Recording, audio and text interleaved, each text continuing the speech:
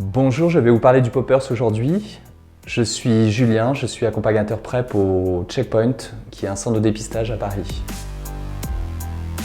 Alors le Poppers c'est un vasodilatateur qui était à l'origine prescrit médicalement pour traiter des problèmes cardiaques, en particulier des angines de poitrine. Les gays l'ont détourné dans les années 70 pour un usage récréatif et sexuel pour plusieurs raisons.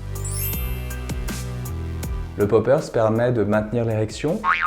Il permet de faciliter la pénétration anale et il permet aussi de retarder l'éjaculation. C'est pas un produit qui est illicite, il y a des anciennes formes de Poppers qui ont été interdites, certaines molécules ont été changées, donc c'est un produit qui reste disponible sur le marché, même aujourd'hui dans les tabacs. Dans le Poppers, il y a Pop. On peut entendre ce son pop, c'est un peu ça le Popper, ça donne une bouffée de chaleur, sentiment d'euphorie, mais qui est très furtif. Ce qui amène à en sniffer très souvent et de garder sa petite fiole à portée de main. Qui peut entraîner aussi du coup des maux de tête, des petits vertiges, des nausées.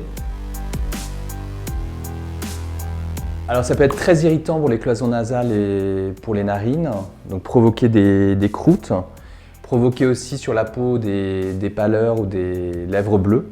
Ça peut aussi provoquer des dépressions respiratoires, mais les plus gros risques sont en termes cardiaques. Et s'il y a à retenir un conseil, c'est de surtout pas mélanger le Poppers et le Viagra ou le Cialis, car là on est dans un danger de mort par attaque cardiaque. D'éviter d'en prendre trop souvent. On vérifie au minimum une norme NF ou CE. On fait attention aussi lorsqu'on l'utilise à ne pas renverser du produit sur sa peau, car ça peut brûler les muqueuses et brûler la peau. Il n'y a pas vraiment de dépendance physique ou psychologique aux Poppers. On aura tendance par habitude à avoir le réflexe de sortir sa fiole de Poppers avant un rapport sexuel, parce qu'on a peur d'avoir mal, parce qu'on veut se rassurer comme ça. Ce qui est important, et ce qui peut être plus fort et plus aidant que le Poppers, c'est d'être à l'écoute de son partenaire, être en confiance et en complicité avec son partenaire. Et peut-être que lorsque c'est le cas, on n'aura plus besoin de sortir sa fiole de Poppers.